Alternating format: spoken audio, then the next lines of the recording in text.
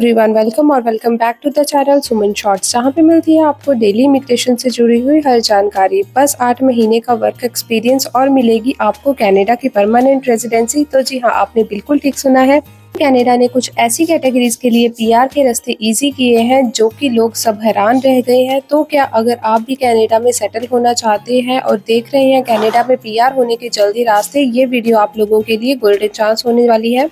Video को starting से लेकर एंड तक पूरा देखना ताकि कोई भी इन्फॉर्मेशन मिस ना हो पाए, और ऐसे ही इन्फॉर्मेटिव वीडियोस देखने के लिए मेरे चैनल को सब्सक्राइब करना मत भूलिए। अब तक आपने सुना होगा कि कनाडा की पीआर लेने के लिए कम से कम आपको 1 साल का फुल टाइम वर्क एक्सपीरियंस होना चाहिए, लेकिन अब कुछ नए चेंजेस के बाद सिर्फ 8 महीने के वर्क एक्सपीरियंस से भी आप एलिजिबल हो सकते हैं पीआर के लिए।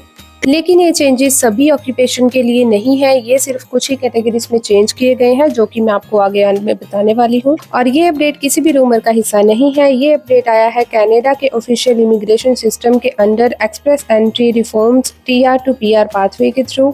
तो चलिए समझते हैं कि कौन कौन सी कैटेगरीज में अब आपको एक्सपीरियंस ज़्यादा की ज़रूरत नहीं है। तो सबसे पहले बात करते हैं एलिजिबिलिटी ऑक्यूपेशन की। कनाडा की एनओसी लिस्ट यानी कि नेशनल ऑक्यूपेशन क्लासिफिकेशन के अंदर कुछ ऐसी जॉब्स हैं जहां डिमांड इतनी ज़्यादा है कि गवर्नमेंट ने पीआर के लिए रिक्वायरमेंट को बहुत ज़्यादा रिलैक्स कर दिया गया है। सबसे पहले बात करते हैं हेल्थ केयर वर्कर्स के लिए, यानी कि जो लोग भी nurses, personal support workers, lab technicians, nannies, child care givers हैं, उनके लिए ये ऑक्यूपेशन होने वाली है। उनके लिए अब इतना वर्क एक्सपीरियंस लोड देने की कोई जरूरत नहीं है, उनको अब रिलैक्सेशन मिल चुकी है। लेकिन कंडीशन ये है कि एक्सपीरियंस आपका फुल टाइम होना चाहिए। ये नहीं है कि 2 महीने काम किया है उसके बाद हमने काम नहीं किया, ऐसे वालों को कभी एलिजिबिलिटी क्राइटेरिया पूरा नहीं होगा। तो अगर आप लोगों का बैकग्राउंड भी हेल्थ केयर डिपार्टमेंट से है, फिर या आप ट्राई कर रहे हैं कनाडा की पीआर लेने के लिए, तो आप लोगों के लिए रूल्स अब रिलैक्स कर दिए गए हैं, क्योंकि कनाडा की बहुत सारी पॉपुलेशन एजिंग है, या फिर कुछ ऐसे लोग हैं जिनको बच्चे संभालने के लिए भी बहुत ज्यादा वर्कआउट करना पड़ता है। बात करते हैं कंस्ट्रक्शन वर्कर्स के लिए, यानी कि अगर आप इलेक्ट्रीशियन हैं, प्लम्बर हैं, कारपेंटर्स हैं, या फिर कोई भी ऐसी कैटेगरी में है जो कि कंस्ट्रक्शन के अंडर आती है, तो अब आपको इतने एक्सपीरियंस की जरूरत नहीं है।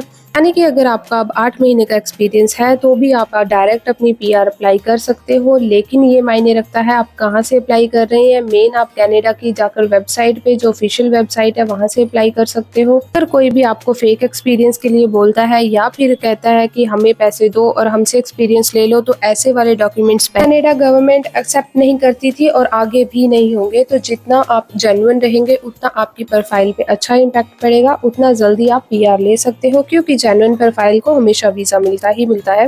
नेक्स्ट ऑक्यूपेशन की बात करें तो अगर आप एग्रीकल्चर, फूड सेक्टर वर्कर्स, या फिर आपको इस रिलेटेड कोई भी एक्सपीरियंस है 8 महीने का, तो आप लोग इजीली पीआर अप्लाई कर सकते हो। कनाडा गवर्नमेंट को स्किल्ड वर्कर्स की बहुत ज्यादा नीड है, तो इस वजह से ही उन्होंने अपनी पीआर में ये रूल्स को रिलैक्स किया है। अगर आपको कोई भी एक्सपीरियंस है इसके रिलेटेड, या फिर आपको इंडिया में है या फिर किसी एनी अदर कंट्री में है, आप इजीली अप्लाई कर सकते हो और अपनी पीआर के लिए एलिजिबल हो सकते हो। नेक्स्ट बात करते हैं ट्रांसपोर्ट वर्कर्स की। तो ट्रांसपोर्ट वर्कर्स को 2024 में पूरे तरीके से बंद कर दिया गया था, लेकिन अब जैसे ही मार्क कार्नी की सरकार आई है, ये ट्रांसपोर्ट सिस्टम दोबारा से खुलने के लिए जा रहा है। दोबारा से इसमें ऑक्यूपेशंस की पीआर लगेंगी। लोग अपनी फाइल के लिए अप्लाई कर सकते हैं जिनके पास भी हैवी ड्राइविंग लाइसेंस है, या फिर ड्राइविंग लाइसेंस बने को टाइम हो गया है, और या फिर उनके पास एक्सपीरियंस है जो कि वैलिड है। तो अब वो इजीली अपना कनाडा का पीआर अप्लाई कर सकते हैं, क्योंकि कनाडा गवर्नमेंट ने ये कहा है कि कनाडा का 35% हिस्सा स्पेशली ट्रेडर्स के ऊपर चलता है, क्योंकि कनाडा में ट्रांसपोर्ट का काम कभी बंद ही नहीं हो सकता। ये थी कुछ कैटेगरीज जो कि अब आपको 8 महीने के एक्सपीरियंस पे पीआर दिलवाएंगी। और सबसे बड़ी बात ये है कि आपको LMIA की भी जरूरत नहीं पड़ेगी। इनमें से कुछ स्ट्रीम्स ऐसे हैं।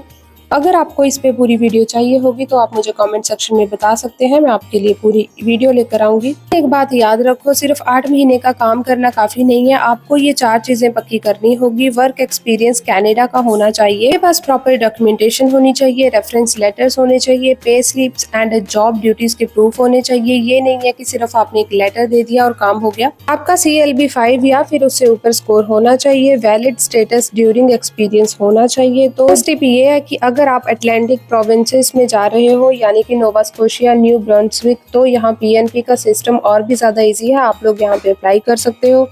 वीडियो पसंद आई हुई तो वीडियो को जरूर लाइक करना। ऐसे ही वीडियोस देखने के लिए आप मेरे चैनल को सब्सक्राइब कर सकते हो। Thank you so much for watching.